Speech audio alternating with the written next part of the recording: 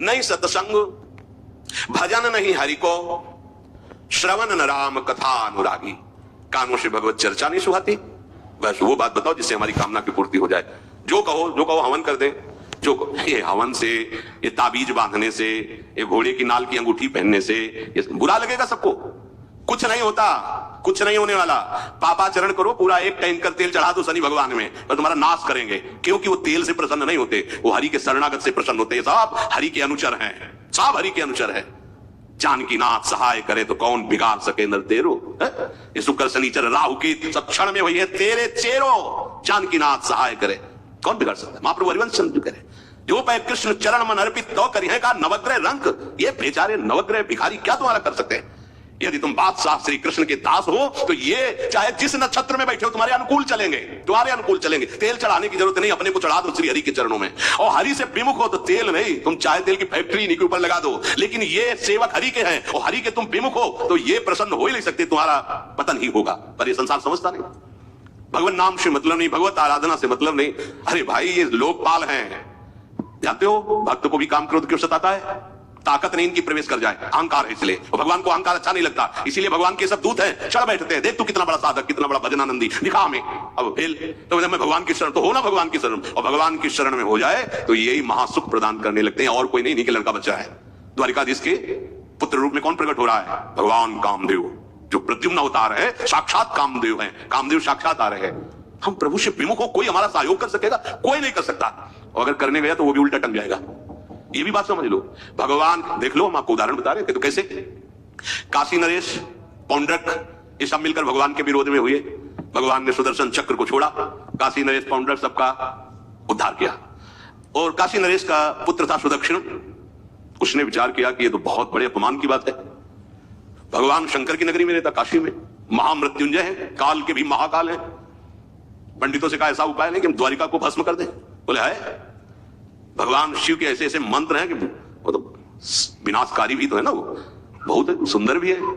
कर्पूर गौरम करुणावतारम संसार सारम, करुणा के स्वरूप है। आशुतोष नाम है।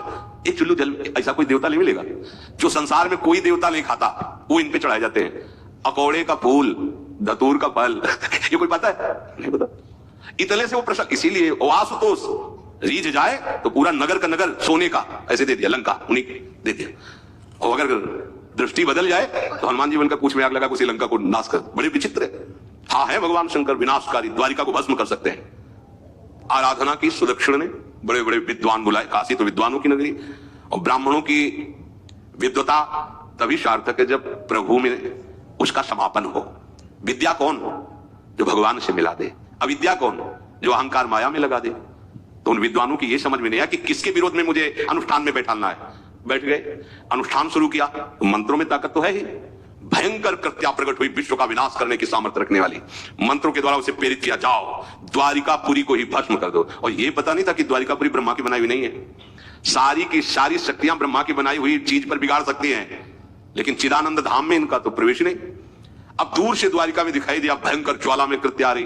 लोग भागकर भगवान के पास गए, प्रभु कोई भयानक मंत्र से आविष्ट होकर कृत्य आ रही जो नष्ट करना चाहती है द्वारिका। तुम्हें घबराने की जरूरत नहीं, ना बताने की जरूरत है। द्वारिका हर समय सुदर्शन से सुरक्षित है। और सुदर्शन कोई जड़ चक्र नहीं है, वो चैतन्य भगवत पार्षद है। जब जहां जैसा अवसर आता है वैसा वो रूप रख लेते हैं। एक को मारना है तो 100 अरे वाले, हजारों को मारना है तो 1000 अरे वाले, और अगर पूरा सिस्टम विनाश करना है तो अनंत अरे वाले सुदर्शन चक्र हो जाते हैं। और जब सेवा ये नहीं होती तो हाथ जोड़े भगवान के पास खड़े रहते हैं। ये कोई जड़ वस्तु नहीं कि तलवार है भगवान की तो तलवारें बनी खड़ी रहेगी, नहीं, पार्षद स्वरूप है। आवश्यकता हुई वही कौमुदी की गदा सुदर्शन, ये सब दिव्य पांचजन्य शंख। सुदर्शन चक्र सेवा में थे। भगवान ने आदेश किया, देखो क्या है। सुदर्शन चक्र ने दौड़ाया कृत्या को, वहीं चल जहां से आई तो वहीं ले गए जहां पंडित लोग सब सावधान, मंत्र से अपने को सुरक्षित किए। ये बड़े खतरनाक अनुष्ठान होते हैं जो मारण अनुष्ठान होते हैं, बहुत खतरनाक होते हैं। मतलब अगर सही माने में वो भगवत आराधक नहीं है तो फिर नष्ट भी कर देंगे, ऐसा नहीं। तो एक प्रसंग आता है कि एक शालिग्राम भगवान को नचा करके पैसे लेते थे। बहुत से लोग इकट्ठा हो गए, तो चमत्कार को देखने वाले संसारिक जन होते हैं, तो ऐसे शालिग्राम रखते, ऐसे करते, शालिग्राम ऐसे ऊपर उठते, ऐसे ऐसे नचाते, और लोग अरे देखो भगवान इनके इशारे से नाच रहे हैं। ऐसा एक भक्त तो उसी नगर में एकांत में भजन करते थे, बड़े कई शिष्य उनके थे, भिक्षा मांगने हो गए। उन्होंने देखा आके गुरुजी से, उनका ऐसा भक्त कभी कर ही नहीं सकता। भगवान का भक्त अपने भगवान को प्रदर्शन नहीं बनाता। ये तो कोई तांत्रिक है, भक्त नहीं है। भक्ति की अलग संज्ञा होती है। ये कोई तंत्र सिद्ध आदमी है जो भक्ति का नाटक करके लोगों को ठग रहा है। बोले महाराज फिर आपको चलना चाहिए क्योंकि हजारों लोग उससे प्रभावित हो रहे हैं। बोले हम गए तो उसका सब बंद हो जाएगा, दुकान मकान। बोले चलो ना महाराज। बड़ा ऐश्वर्य जमा हो रहा था, लोग भेज रहा। वो गए, बस अंदर से नाम जप करते हुए खड़े हुए तो कुछ नहीं, कोई भी उसका मंत्र आसपास दृष्टि डाला, कौन आया नया, तो उसी में देखे पटे पुराने कपड़े पहने, तेज से चमकते हुए भक्त। तो उनका तुम चले जाओ यहाँ से। तो उनका नहीं, हम चले जाने के लिए नहीं आए, हम आपको बताने आए, ये नाटक मत करो। अगर सही आराधना करो इनकी तो ये लोग क्या देंगे, ये तो परम पद दे देंगे, शालिग्राम भगवान है, आप भगवान का ऐसा प्रदर्शन करते हो। अब लोगों का विरोध शुरू हुआ क्योंकि इतने बड़े संत जब बोल रहे हैं तो सब लोग, अब उसको बहुत बुरा लगा कि हमारी तो सारी दुकान बंद हो गई। अब एकांत में जाकर उसने मूठ का प्रयोग किया। ये मारण होता है मंत्रों से, एक खप्पर में आग जैसी जलती है, उसमें अभिषिक्त करके भेजा जाता है और जिसके बाद भेज दिया गया वो उल्टी में खून, शौच में खून, 2-4 जितना समय रखा गया उसके अनुसार मर जाएगा वो। पर ये साधारण लोगों के, भजनानंदियों के ऊपर नहीं। भजन वाले मत डरे। साप ताप रोग शोक, किसी का श्राप भी आपको छू ले सकता। कोई ताप, कोई दोष, कोई रोग, कोई मारण, कोई मूठ, किसी के सामर्थ्य नहीं। राधा राधा राधा। जिनके चरणों में सुदर्शन चक्र बसता है वो है किशोरी जी, जो लाल जो हाथ में रखते हैं ना, श्री जी के चरण चिन्हों में सुदर्शन चक्र है। वो मूठ गई महात्मा की कुटिया के सामने और बस जैसे मक्खियां भिनभिनाती ऐसी आवाज आई, बस वैसे नाच रही थी बात। तो डेहरी के पास आए और उनका, हमारी दृष्टि में भगवान की सिवा कोई नहीं, आप में भी भगवत शक्ति है। क्या आप ये नहीं समझते हैं कि निरपराध के लिए मारण किया गया है? हमारे में सामर्थ्य है, हम आपको अभी नष्ट कर सकते हैं। अरे भगवान के नाम में आप जाओ और उनको दंड दो। कोई मंत्र नहीं पड़े थे, मूठ वापस हुई और मुंह से खून, शौच से, उन्हीं के त्राहिमाम मच गया। फिर उनको लगा कि मुझे जाना चाहिए उसकी रक्षा के लिए। गए, भगवान नाम स्पर्श करते हुए ऐसे माथे पे हाथ, सब शांत हो गया। बोले अब अवसर हम दे रहे हैं, अब नाम जप कर लो, नाटक बंद करो। उस चरणों में गिरा, उसी दिन शिष्य बन गया। तो सुदर्शन चक्र ने कृत्या को नष्ट नहीं किया, वहां द्वारिका में दौड़ाया। जब काशी पहुंचे, काशी भगवान विश्वनाथ जी के त्रिशूल में बसी हुई है और शिव की दृष्टि से सुरक्षित है। जो वहां श्रद्धापूर्वक वास करे उसका मोक्ष अनिवार्य है, तारक मंत्र देकर शिव करते। पर उस कृत्या को सुदर्शन ने नष्ट किया और जितने ब्राह्मण थे सबका राधे राधे, और पूरी काशी में आग लगा दी।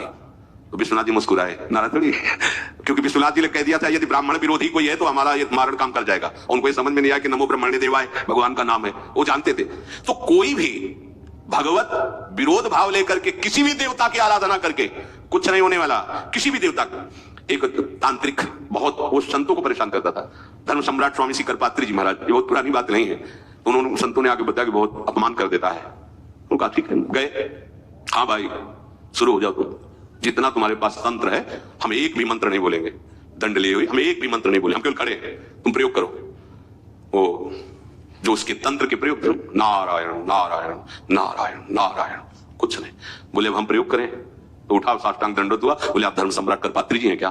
क्योंकि इतनी सामर्थ्य केवल उन्हीं में है कि मुझे रोक सके दूसरे। बोले बंद कर दो, दोबारा शिकायत नहीं आनी चाहिए हमारे पास। तंत्रों में बड़ी सामर्थ्य होती है लेकिन भगवान में अनंत सामर्थ्य होती है, अनंत सामर्थ्य होती है। इसलिए हमें कभी भी प्रभु से विमुख होकर कोई भी देवता बचा लेगा ऐसा सोचना भी नहीं कि हम किसी की आराधना करके, ऐसा नहीं, वही आपको नष्ट कर देगा। भरत जी को, जड़ भरत जी को पकड़ ले गए जो चोर लोग थे, दस्यु लोग। उन्होंने देवी जी को कहा, बड़ा भ्रम है यार, वो जगत माता है, अम्मा है सारे जगत की, और बकरे की बलि दे ले। उनका बच्चा बकरा नहीं हुआ क्या? जब जगन माता है, जगदम्बा है, जगत अम्मा है वो, तो क्या ये छोटे छोटे जीवों को जो बलि देते हैं, क्या उनको ये पता नहीं कि ये उनकी अम्मा है? उनके सामने काट रहे हो, मां तुमसे प्रसन्न होगी, काट लो, अभी अवसर आएगा तब तुम्हें पता चलेगा। अब वो जो पकड़ के लाया गया था मनुष्य बलि के लिए, तो वो दस्युराज, एक बाजार सी लगी थी, उत्सव मनाया गया, उसे कहा गया था जो मनावे सो खाओ। तो जहां जाता अच्छे अच्छे पदार्थ खाता, तो दुकान वाले ने खा ले, थोड़ी देर बाद गड़ासा चले गए। बोले क्यों, तुम्हें पता नहीं क्या? बोले नहीं। बोले बलि के लिए लाए गए हो। अब तो जलेबी मुंह की मुंह में रह गई। इसके बाद गड़ासा चले, आसपास देखा तो रक्षक इधर उधर थे, भाग लिया। अब रक्षकों ने देखा कि वो तो आई नहीं।